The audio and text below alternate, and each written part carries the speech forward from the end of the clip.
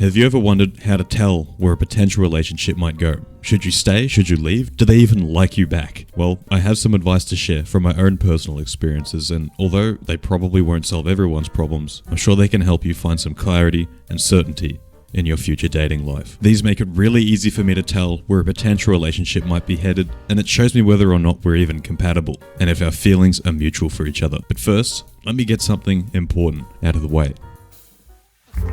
Oh Lord, it's good to be here with you, Mr. O'Brien. I've been in quite a few relationships, and I've been on a lot of dates, and I've seen the good stuff, the bad stuff, and the really bad stuff. And I want to help you out by sharing my experiences and what I learned from them. And I've put those experiences into 2.5 red flags and green flags, which I think just about anyone can use. One of the biggest things I learned from my experiences was a great way to tell where a relationship is going to go is by looking at the problems or the good things it has early on when you're just starting out, and how willing the other person is to communicate those things. That's because almost every single time the problems that I've had have just gotten worse, and the good things I've had has stayed, or even they've gotten better and more beneficial. Whenever I run into a problem, I think the best thing to do is to communicate it to whoever I'm seeing early on. I personally do this through something called iMessages. And iMessages is a technique where you send a message to your partner, communicating to them how you feel. And you say iMessages. I and then messages are a very effective communication technique where you just tell someone how you feel about something without necessarily upsetting them, without accusing them of doing anything wrong. It's a very direct way of addressing all kinds of things, and it's as simple as saying, I feel X about X. An example might be, I feel uncomfortable when you sing really loudly to David Bowie's Quicksand. I know that sounds really specific, just don't worry about it. They might not even realize that something that they're doing is making you feel a certain way, or that they're even doing it in the first place. A mature person would be grateful for you telling them such things. Now, we don't just have to use iMessages to describe negative things. We can describe positive things as well. Why not? A positive example might be, I don't know, I feel safe when I'm with you. That's one. Or even one as simple as, I like the cologne that you wear because it makes me feel warm. From my own experiences, I find pointing out the positives in a relationship is important as well as the negatives. It might seem pretty trivial, but the amount of people that don't understand the basics of communication between two people in a relationship would surprise you. I was telling my spouse, I'm gonna go to Costco. And what she said was that kiwis are on sale. And I said, okay. Now, communication in a relationship is crucial if you want a happy one. If you want a really crappy one, just don't communicate anything at all. Trust me, I've been there, I've done that. I used to suck at it, I didn't understand it at all, and it made just about every relationship suck towards the end. Do you know what else sucks? Major red flags, which show you that the other person probably isn't interested, and if they are, is going to make your life absolutely terrible.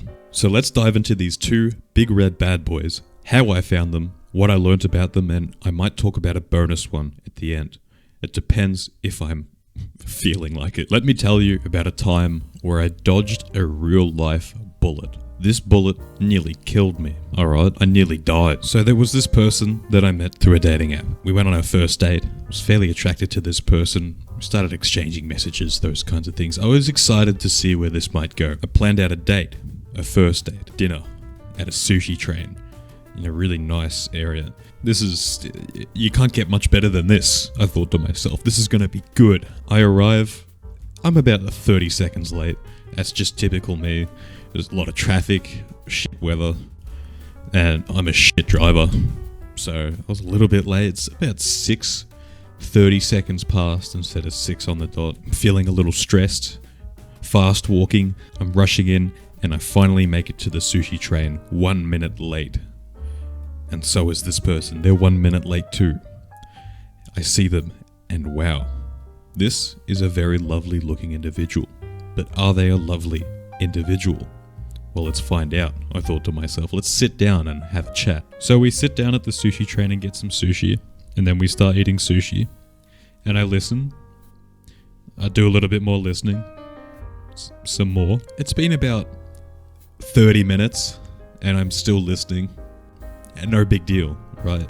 I'm learning a lot about this person. So now my memory isn't great, but after I think 14 and a half hours of listening to this person, I realized that they talk a lot more than I do. Now, from my personal experience in any romantic setting, be it dating or an actual relationship, when someone doesn't listen at all, it's usually a sign that they're either uninterested and unwilling to put in any effort, or they're just insecure in general. Either way, it's a sign for me to get up and leave. And in this instance, I messaged them afterwards, saying that I wasn't really interested in continuing. But trust me, the opposite goes for a great listener. A good listener will make the relationship healthy and will keep things interesting. I notice good listeners try to understand what's going on instead of just being dismissive. I notice a good listener tries to show that they care. They give great gifts and know how to plan a good date. They help me build chemistry with them, and in a lot of instances, they've shown me how to listen properly. They make me feel valued, and I've seen countless examples of the same happening to other couples. If you want to learn more about the basics of listening, I actually have a pretty good video about it, which just goes over the simple stuff. I'd highly recommend that you watch that one after this. Okay, so we've taken a look at the value of listening and how the presence of it can be a green flag and the lack of it a red flag, but is there anything else that we can look out for? I've been in a few relationships where absolute bullcrap occurs, but what do I mean by that? Well, do you ever feel like someone is just playing games with you?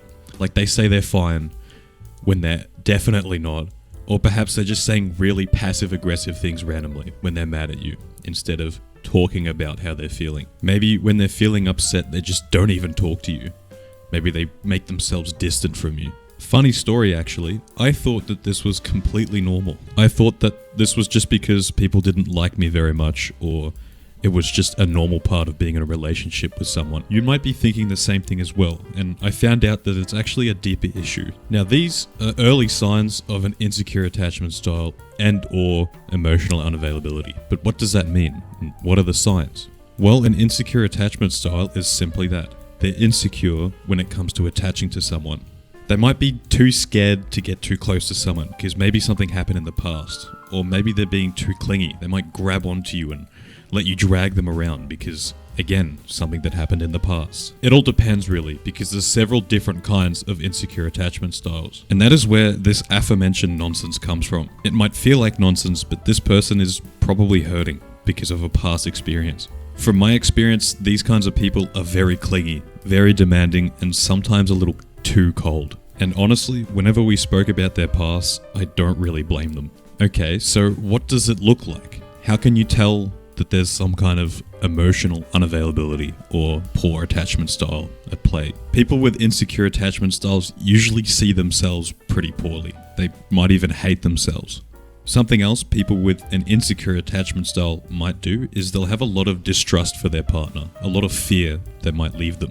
This can come out in accusatory language, and maybe they might keep their distance instead. You don't want to get too close to someone if they're going to leave you, right? Another good way to tell is how they describe people in their past. Maybe it's their partners or parents. That they feel like that strangely every single person they've ever dated was too clingy. Or perhaps a lot of people, nearly everyone in their past, didn't give them enough and wasn't there enough for them. Or they might even describe every single relationship as absolutely chaotic. I don't think that these kinds of things are deal breakers, but I think it's very important to keep them in mind. Attachment styles can be learned. They can change and you're not stuck like that. So we definitely shouldn't be using them as a label to describe someone, but it's a good way to gauge how someone might react to certain things. That includes ourselves. I found a lot about myself and my relationships got a lot better when I found my own attachment style and worked on it and improved it. Now, apart from a lot of self-reflection, I found it pretty easy to move towards a more secure attachment style when I was surrounded by people who could show me what that was like. I basically just surrounded myself with the right people. That improved a lot more than just my attachment style. I'm getting a bit sidetracked. Let's go back to dating now. It's also very important for me to gauge the other person's personality. Are they open to improving? Do they want to be better? Are they open to criticism? If you told them that something that they were doing was upsetting you or making you happy, how would they react? But what does this look like when we flip it on its head? Well, you get a secure attachment style. Someone with a secure attachment style will talk about their past in a healthy manner. They won't victimize themselves and they won't blame other people. People with a secure attachment style can trust others fairly easily within reason. They'll be great at communicating the ups and downs of how they feel. They'll support you and they'll be more than happy to talk all kinds of things out. But probably the most important indicator and the biggest difference is that they act reasonably. They act in a very mature manner. A reward for you sticking around is another bonus tip. So, a little while ago, I was going to hang out with my friends one night. We're going to go, I think it was bowling and drinking and whatever. And it came to my attention that one of them was going to bring a special someone that they were going to try to hook me up with. It's your standard little introductions to one another. They seem nice, fairly shy at first, but otherwise pretty kind.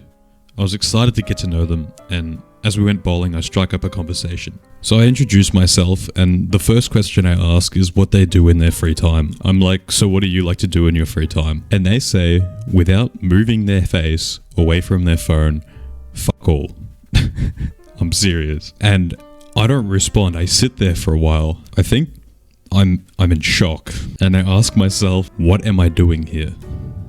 Why am I doing this? I went, wow, okay. And moved away. And the reason I'm telling you this story is because I think part of me felt like I could win this person over, even though they obviously were probably half there.